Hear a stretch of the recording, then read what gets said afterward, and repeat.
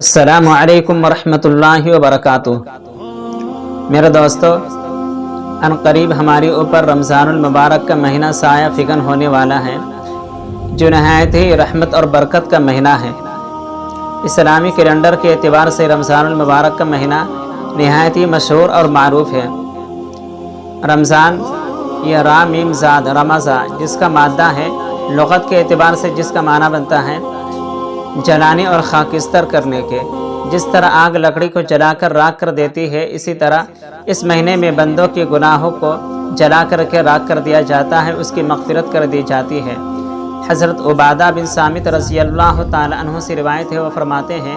کہ جب رمضان المبارک کا مہینہ قریب آتا تو اللہ کے نبی صلی اللہ علیہ وسلم صحابہ کرام کو اکٹھا کرتے اور فرماتے کہ اے میرے صحابہ، تم پر ایک ایسا مہینہ آنے والا ہے جو اللہ تبارک و تعالی اس مہینے میں اپنے بندوں پر خصوصی توجہ فرماتا ہے۔ اس مہینے میں سرکش شیاطین کو قید کر دیا جاتا ہے اور جنت کے دروازے کھول دیا جاتا ہے اور جہنم کے دروازے کو بند کر دیا جاتا ہے۔ اسی مہینے کی گود میں ایک ایسی رات بھی آتی ہے جو 1000 مہینوں سے افضل اور بہتر ہے۔ اللہ تبارک و تعالی نے فرمایا، یا ایھا الذین آمنوا کتب علیکم الصیام کما کتب علی الذین من قبلکم لعلکم تتقون، کہ اے ایمان والو، تم پر روزہ کو اسی طرح فرض کیا گیا ہے جس طرح تم سے پچھلی امتوں پر فرض کیا گیا تھا۔ معلوم ہوا یہ جو ہم لوگ روزہ رکھتے ہیں، یہ صرف ہماری اوپر ہی فرض نہیں بلکہ اس سے پہلے جتنی بھی امتیں آئیں، جتنے بھی نبی آئے، سب پر فرض کیا گیا تھا، کسی نہ کسی طریقے سے، کسی نہ کسی رویے سے۔ اچھا، روزہ کا مقصد کیا ہے؟ اللہ تبارک و تعالیٰ نے فرمایا لعلکم تتقون، تاکہ تم لوگ متقی پرہیزگار بن جاؤ۔ میرے دوستو، جتنے بھی اللہ تبارک و تعالیٰ نے اپنی بندوں کو عبادتوں سے منسلک کیا ہے، یا اپنے بندوں پر عبادتیں جتنی بھی دی ہے، ان تمام عبادتوں کا مقصد صرف اور صرف یہی تو ہے کہ میرے بندے میرے بن جائیں، میرے بندے اپنے پیشانی صرف ایک اللہ کے سامنے جھکانے والے بن جائیں، میرے بندے صرف مجھے ہی سے خوف کھاتا رہے، مجھ سے ڈرنے والے بن جائیں، متقی بن جائیں، پرہیزگار بن جائیں۔ یہی مقصد اللہ تبارک و تعالیٰ کا تمام عبادتوں کے تسلسل میں ہے۔ تو میرے دوستو، آگے اللہ تبارک و تعالیٰ نے متقین کی کچھ صفات کا تذکرہ فرمایا ہے۔ الذین یؤمنون بالغیب ویقیمون الصلاۃ ومما رزقناہم ینفقون، یہ سورۃ البقرہ کی آیت کریمہ ہے۔ اس آیت کریمہ کے اندر اللہ تبارک و تعالیٰ نے متقین کی 3 صفات کا تذکرہ فرمایا ہے۔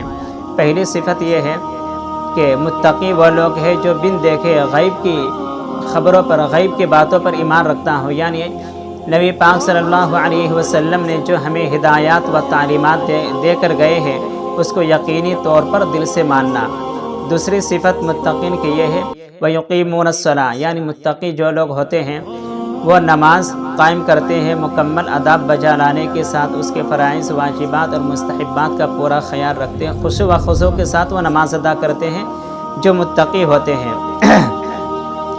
تیسری صفت یہ ہے وَمِمَّا رَزَقْنَاهُمْ يُنْفِقُونَ، متقی وہ ہے جو اللہ کے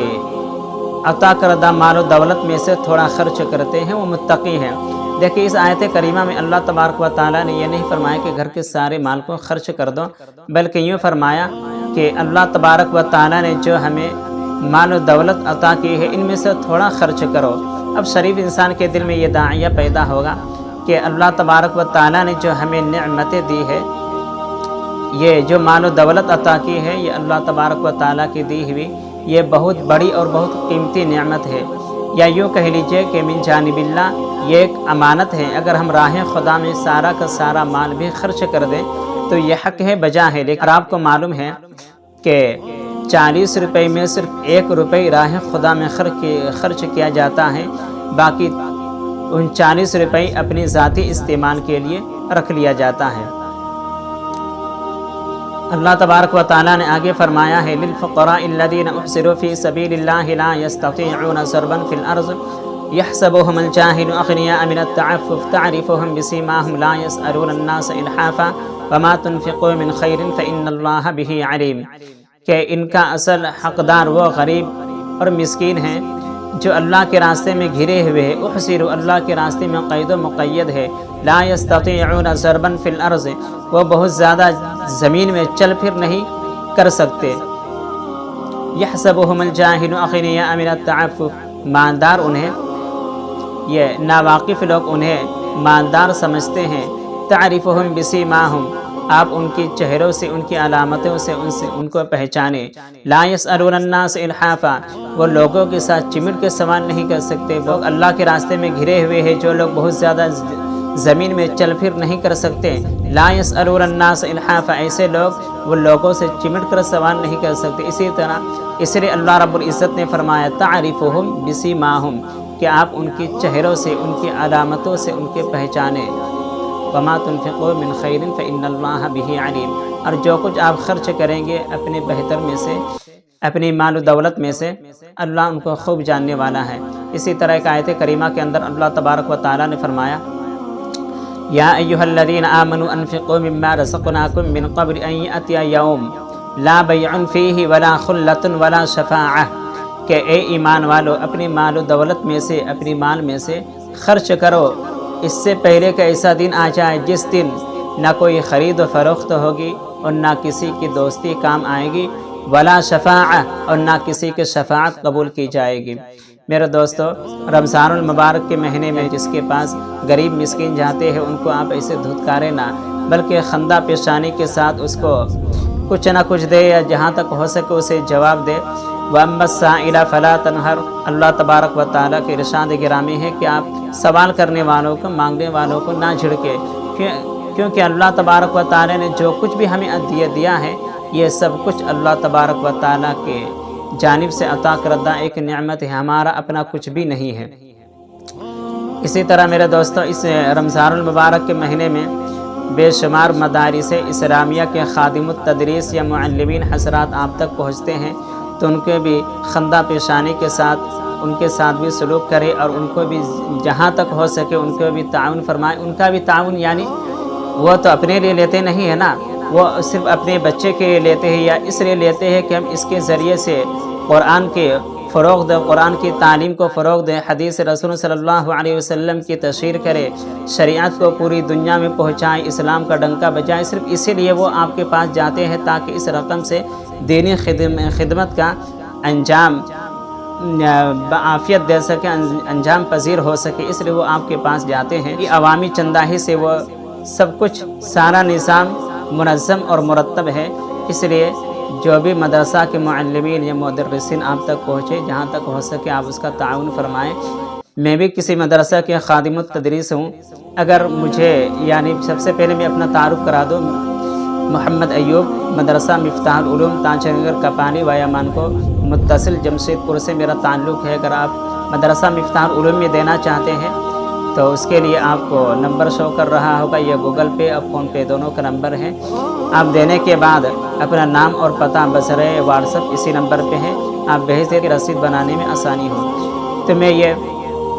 متقین کی صفات کا تذکرہ کر رہا تھا۔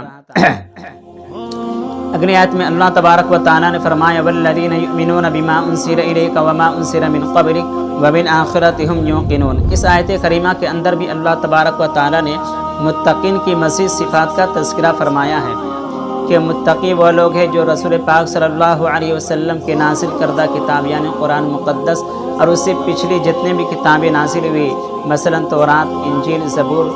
وغیرہ جتنے بھی صحیفے ہیں، اس سب کو یقینی طور پر دل سے ماننا وہ متقین کی صفات میں سے ہے۔ اور دوسری آیت کریمہ کی روشنی میں دوسری صفت وبالآخرۃ ھم یوقنون، کہ متقی وہ لوگ ہیں جو آخرت پر یقین رکھتے ہیں۔ میں آپ کو بتاؤں کہ آخرت پر یقین لانا یہ ایک انقلابی عقیدہ ہے۔ جس شخص کا آخرت پر یقین ہو جاتا ہے اسے معلوم ہوتا ہے کہ مکان کے بند دروازوں میں یا رات کی تاریکیوں میں کوئی ہے دیکھنے والا جو ہمیں دیکھ رہا ہے، کوئی لکھنے والا ہے جو ہمارے اعمال کو لکھ رہا ہے۔ اسلام کے ابتدائی دور میں جب مسلمانوں کا عقیدہ آخرت پر ہو گیا تو مسلمانوں کی سیرت دیکھ کر، مسلمانوں کی صورت دیکھ کر یہود و نصارہ اسلام کے گرویدہ ہو جاتے تھے۔ جس شخص کا آخرت پر یقین ہو جاتا ہے اسے مقتضی ایمان یعنی نماز، روزہ، حج، زکوٰۃ وغیرہ پر عمل کرنا نہایت ہی آسان ہو جاتا ہے۔ تک کے لیے اتنا رہی زندگی، تو پھر ملاقات ہوگی۔ والسلام علیکم ورحمۃ اللہ وبرکاتہ۔